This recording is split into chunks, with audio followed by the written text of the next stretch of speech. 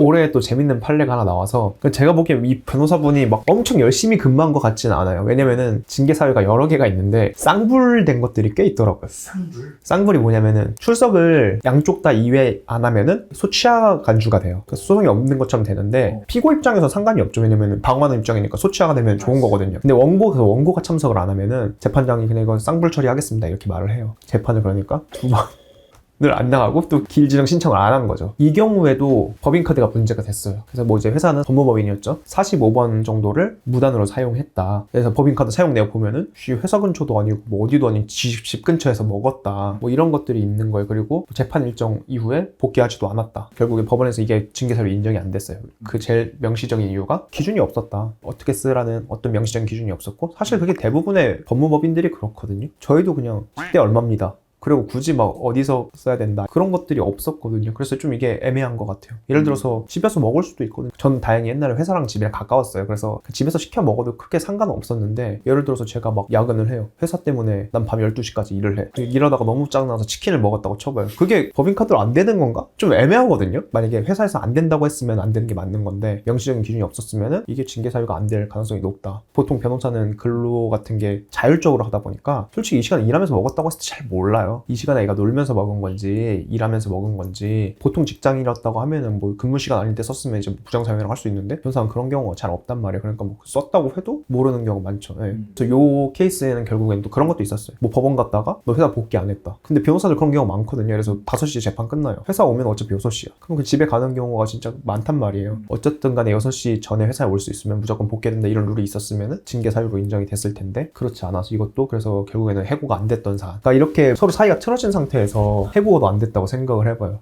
근데 월급은 또 많이 받아. 얼마나 고통스럽겠어요. 사람들 입장에서는 진짜 네, 명시적인 규칙을 꼭 만들어 놔라. 아니면 최소한 누군가가 이제 마음에 안 든다. 그러면은 해고하기 전에 만들고 준비해서 그 위반됐다는 걸 증거를 남겨라.